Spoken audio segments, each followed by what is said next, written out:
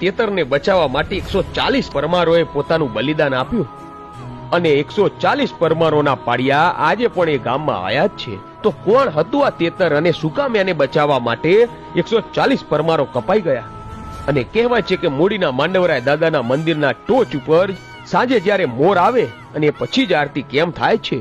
તો આવો જાણીએ મૂડીના માંડવરાય દાદાના ઇતિહાસ વિશે. મિત્રો, કહેવાય છે કે પરશુરામે 21 વખત આ પૃથ્વીને નક્ષત્ર કરી. એક પણ ક્ષત્રિય આ પૃથ્વી ઉપર રહેવા ન દીધો અને આ પૃથ્વી બ્રાહ્મણોને સોંપી દીધી. પણ વિના મહેનતે મળેલી આ પૃથ્વીનું રક્ષણ બ્રાહ્મણો કરી ન શક્યા. આ ધરતી ઉપર અનેક અસુરો પ્રગટ થયા અને આ ધરતીની કાયાને ખૂંદવા લાગ્યા. ઋષિ મુનિઓના યજ્ઞને અભડાવવા લાગ્યા અને પછી દેવતાઓએ ભેળા થઈ આબુ પર્વત ઉપર એક અગ્નિકુંડ પ્રગટ કર્યો અને અગ્નિકુંડની ઝાડમાં 4 મોટા દેવતાઓએ જવના દાણા નાખ્યા અને તે જ ઘડીએ એક પછી એક એમ 4 વીરો પ્રગટ થયા. પહેલો વીર સોળે કળાએ શોભતો અને તેજસ્વી નર નીકળ્યો, તે સોલંકી કહેવાયો. અને બીજો ચારેય ભુજામાં હથિયાર ધારણ કરીને હાજર થયો, એ ચૌહાણ કહેવાયો. અને ત્રીજો હવન કુંડમાંથી નીકળ્યો, એ પઢિયાર કહેવાયો. અને કહેવાય છે કે આ ત્રણેય વીર હાથ જોડી અને આજ્ઞા માંગતા માંગતા નીકળ્યા. ત્યાં તો અગ્નિકુંડમાંથી મારની ત્રાળ દેતો જે બહાર આવ્યો અને આવીને અસુરોને સંહાર્યા, એ પરમાર કહેવાયો. અને કહેવાય છે કે પરમારનો વંશ વેલો આગળ વધ્યો અને ઉજ્જૈન અને ચિત્તોડ ઉપર એમના વંશની વૃદ્ધિ થવા લાગી. ચિત્તોડગઢના તોરણ બાંધનાર પરમાર વંશનો એક પુરુષ હતો અને એનો જ એક વંશ વેલો સિંધના વન વગડામાં ઉતરી આવ્યો હતો. અને એ વેલો ચલાવનાર મૂળ પુરુષ સોંઢાજી પરમાર હતા. અને આ સોંઢાજી પરમાર પોતે ઉપરપુર તાલુકાના ધણી હતા. અને એક વખત નબળી દશામાં ઉમરકોટ એમના હાથમાંથી છૂટી ગયું અને થરપાર ગઢ રહ્યું. થરપાર ગઢનું રાજ એટલે તો રેતીના રણનું રાજ. રાજધણીને રીધી સિદ્ધિમાં ઢોર સિવાય બીજું કંઈ નહીં.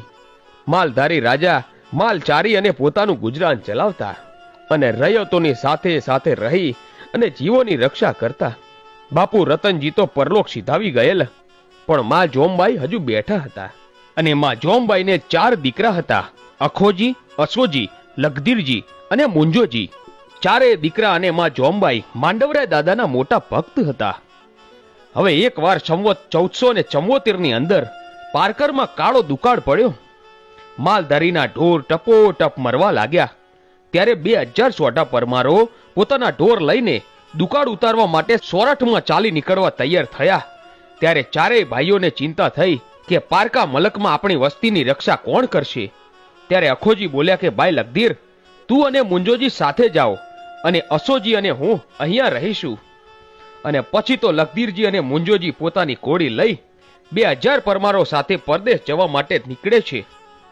ત્યારે માં જોમબાઈ બોલ્યા કે દીકરા, પરદેશમાં તમને માં ક્યાંથી મળશે? તો ચાલો ને હું પણ સાથે આવું. અને પછી તો માં જોમબાઈ રથમાં બેઠા અને પરમારો માલ ઢોરને લઈને રથની સાથે સાથે બધા ચાલે છે.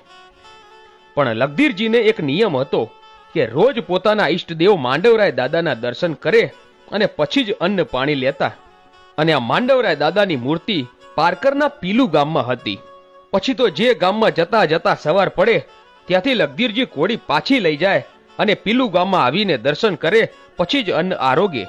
આમ રોજ સવારે અલગ અલગ ગામમાંથી કોડી પાછી લાવે, દર્શન કરે અને અન્ન આરોગે. પણ જેમ જેમ દૂર જતા ગયા એમ એમ પીલુ ગામ પહોંચવામાં મોડું થવા લાગ્યું.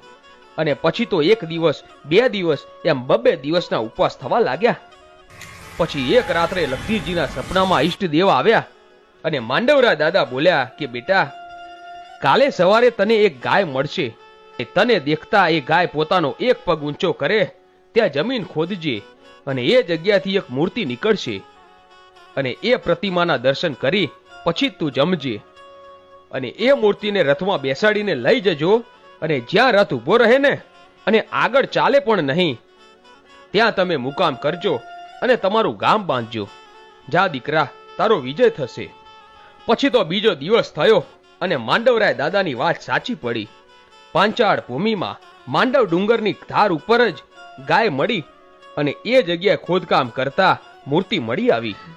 પછી તો જોમબાઈ માંડવરાય દાદાની મૂર્તિને ખોળામાં લઈને રથમાં બેસ્યા અને આગળ ચાલતા થાય છે.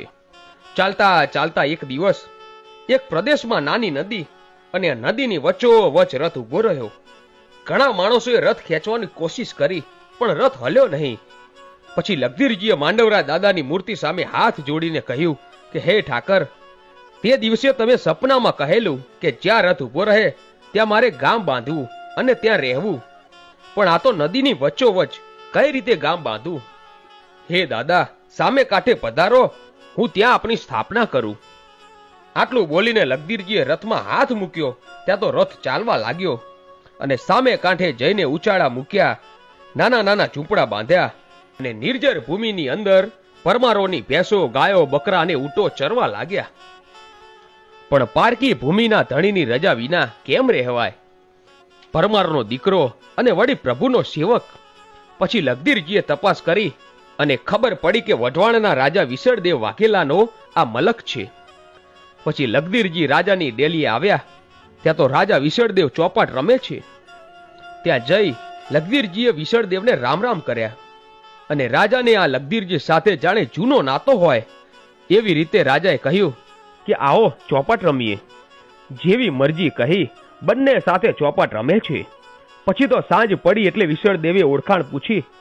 લગધીરજીએ બધી વાત કરી કે દુકાળ ઉતારવા આવ્યા છીએ, રજા આપો તો માલ ઢોર ચારીએ. ત્યારે વિસળદેવ બોલ્યા, આ જમીન તો ઉજ્જડ છે, તમે પચાવી પાડી હોય ને તો પણ ચાલોત, પણ તમે નીતિ ન ચૂક્યા, તેથી આખી એ ધરતી તમને સોંપું છું. સુખેથી ગામ બાંધો, પણ મારી એક શરત છે, તમારે રોજે રોજ અહીં ચોપાટ રમવા આવવું પડશે. પછી તો લગધીરજી આ શરત મંજૂર કરી અને પછી પોતાના પડાવ તરફ હાલતા થયા. હવે થોડા સમય પછી વિસળદેવની રાણીને એની દાસી કહે છે કે માડી, સાંભળ્યું કઈ? ઓલો રાજપૂત પરમાર રોજ મહારાજ જોડે ચોપાટ રમવા આવે છે ને, એ સિંધમાંથી આવે છે. એને એક જુવાન બેન છે અને મારા મહારાજાને એની સાથે વિવાહ કરવા છે, એટલે તેમને જમીન કાઢી આપી છે. આવી વાત સાંભળીને રાણી હોડાહોડ વ્યાપી ગઈ કે નક્કી મારી સોતન આવશે. અને રાણીનું પિયર સાયલે હતું અને એના પિયરિયા ચબાડ જાતના રાજપૂત હતા. પછી તો પોતાના ભાઈ ભત્રીજાઓને બોલાવ્યા અને કહેવા લાગી કે જો મારી સોતન આવશે ને તો મારું ચલણ મટી જશે અને તમને જે વઢવાણમાંથી ઊભે ગળે ખાઓ છો ને એ નહીં મળે. માટે મારા ભાઈઓ, જાઓ એ કાળમુખા રાજપૂતના લબાચા વેખી નાખો અને મારીને પાછા પારકરનો રસ્તો પકડાવો. ભલે કહી અને સાયલાના ચબાડો તો હાલતા થયા. હવે કઈ રીતે પરમાર સાથે કજિયો કરવો તે વિચારતા હતા. ત્યાં તો એક તેતર જોયું અને આ નાનકડા પક્ષીની એક પાંખ કાપી અને ઘાયલ કર્યું. પછી તે ફરતા ઘેરી અને રાડા રાડ કરતા પાછળ દોડી અને પરમારોના પડાવ તરફ હાકી મૂક્યું. ચીસો પાડતું તેતર પડાવમાં દોડ્યું અને બરોબર માંડવરા દાદાના બાજોટની નીચે સંતાઈ ગયું. માં જોમબાઈ આ કિકિયારી સાંભળી અને બહાર આવ્યા અને એમને જોયું તો તેતરના શરીર ઉપર લોહી ટપકતું હતું. એટલે તેમણે હળવે હાથે તેતરને ચાલીને લોહીથી તરબોળ આ પંખીને પંપાડવા લાગ્યા અને થરથર ધ્રુજતા તેતરને કહેવા લાગ્યા, બીમા મારા બાપ, હવે તને કોની બીક છે? આ રાજપૂતાણીનો ખોળો છે, હવે તને કોઈ નહીં મારી શકે. ત્યાં તો ચબાળોનું ટોળું આવી ચડ્યું અને લાવો મારો શિકાર, કોના છે આ ઉચાળા? ત્યાં તો બધા પરમારો બહાર નીકળ્યા. શું થયું એમ પૂછવા લાગ્યા. લાવો મારો શિકાર. એક તો ચોરી અને માથે સીન ચોરી. ત્યાં તો ચાપે ચોંબાઈમાં દેખાણા અને ગોદમાં તેતર છે. પછી તો રાજપૂતાણીએ રૂઆબભેર પૂછ્યું કે શું છે ભાઈ? હા, એ જ તેતર જે તમારા હાથમાં છે એ જ તેતર લાવો, અમને પાછું જોઈએ. તેતર તો પાછું નહીં અપાય, એ અમારું શરણાગત છે, અમારાથી પાછું કેમ અપાય? રાજપૂતના શરણે જે આવે ને એની કોઈની તાકાત નથી કે પાછું માગી શકે. પછી ચબાડો કહેવા લાગ્યા કે અમે તમારા ઉચાળા અહીંથી ભરાવીશું. જોમબાઈએ કહ્યું કે સીધ કાળા ઝેર વાવો છો, પરદેશીઓને શું કામ હેરાન કરો છો? અને ચબાડોને તો કજિયો જ કરવો હતો. સામ સામે સમસેરો ખેંચાણી અને આવો મામલો દેખી માતા જોમબાઈએ જુવાન બેટા મુંજોજીને સાદ કર્યો કે બેટા, એક ચકલું તો પણ આપણું શરણાગત હો, આજ આપણે માર્યા વગર છૂટકો નથી. અને ભલે માં કહી મુંજોજી તલવાર લઈ અને ઉઠ્યા અને બોલ્યા કે હું તો પરમારના પેટે ધાવ્યો છું, મેરુ પહાડ ડગમગે, ગિરનાર પડખું ફેરવે તો પણ પરમાર પાછો પગ કેમ માંડે? અને માં જુએ છે ને બેટો યુદ્ધ કરે છે. આવું કાળું ધીંગાણું મંડાઈ ગયું. ચબાડોના તીર ભાલા વર્ષ્યા, પરમારોની ખાંગોએ ખપ્પર ભર્યા. અને પછી દિવસ આથમ્યો ત્યાં તો 5 ચબાડો કપાઈ ગયા અને 140 પરમારો કામ આવ્યા. આમ એક તેતરને કારણે સોઢા પરમારોએ આ પૃથ્વી ઉપર પોતાની ઇજ્જત આબાદ રાખી. હવે લગધીરજી તો એ વખતે વિસાવદરની ડેલીએ ચોપાટ રમવામાં તલ્લીન હતા અને એમણે આ દગાની ખબર પણ ન હતી.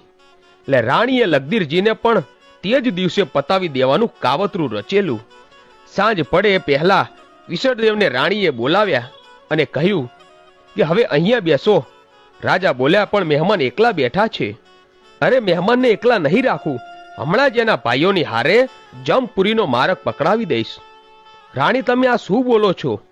ઠીક બોલું છું, તમારે એની બેન સાથે પરણવું છે કા? પણ આજ તો મારા ભાઈઓએ તમામ રાજપૂતોને જમપુરીમાં પહોંચતા કર્યા હશે. વિસાવદરે બધો ભેદ સમજ્યા અને દોડતા દોડતા ડેલિયા આવ્યા અને લગધીરજીને કહે છે કે ભાઈ લગધીર, તારે માથે આફત છે, ફરી અહીંયા ક્યારે આવીશમાં? છટ દઈને લગધીરજી ઘોડી ઉપર પલાણ્યા અને ઘોડી લઈ પોતાના મુકામ ઉપર આવીને જુએ છે તો એમની માં મુંજોજીના સબનું માથું ખોળામાં લઈને બેઠા હતા. એક તેતરને કારણે મુંજો મરે એ વાત સાંભળી લગધીરજીની છાતી સવા વેત ઊંચી ચડી અને માને કહે છે કે માં, આજ રોવાનું ન હોય, આજ તો કોળ મંગળ ગાવાનો દિવસ છે. આવું મોત તો તારા 4 દીકરા માટે માંગજે મારી માં. પછી તો રડતે હૃદયમાં બોલ્યા, બેટા, તારા બાપુ સ્વર્ગે ગયા ને ત્યારે મુંજો મારા પેટમાં હતો, એટલે મારાથી એમની સંગાતે જવાનું નહીં. આજ તારા બાપની અને મારી વચ્ચે 20 વર્ષનું છેટું પડી ગયું. હવે તો મુંજાને સથવારે મને રાજીથી જવા દે. અને માતાજી દીકરાનું સબ લઈને સતી થયા. આજ પણ એ જગ્યાએ જોમબાઈ માનો પાડ્યો છે. અને આજ પણ જે બાઈને તાવણ ન આવતું હોય એ પોતાનું બ્લાઉઝ આ પાળિયાને અડાડી આવે તો તાવણની છેડો ફૂટે, એવી લોકવાયકા છે. પછી માને અને ભાઈને સ્વર્ગે વળાવીને લગધીરજીએ એ જગ્યા ઉપર ગામ બાંધ્યું અને એક રબારણ રોજ દૂધ આપી જતા એને લગધીરજીએ બહેન કરેલા અને એનું નામ મૂડી હતું. અને મૂડીની આ મમતાથી પરમારોએ આ ગામનું નામ મૂડી રાખ્યું. અને પછી તો ત્યાં મૂડીમાં માંડવરાય દાદાની સ્થાપના કરી. આજે માંડવરાય દાદાનું મૂડીમાં બહુ મોટું મંદિર આવેલું છે અને કહેવાય છે કે મૂડીના માંડવરાય દાદાના મંદિરના ટોચ ઉપર જ્યારે મોર આવે અને ટહુકો કરે એ પછી જ આરતી થાય છે. તો મિત્રો, આ હતો મૂડીના માંડવરાય દાદાનો ઇતિહાસ. મિત્રો, આવા જ વિડીયો જોવા માટે આજે જ અમારી ચેનલ A1 ગુજરાતીને સબસ્ક્રાઇબ કરો. ધન્યવાદ.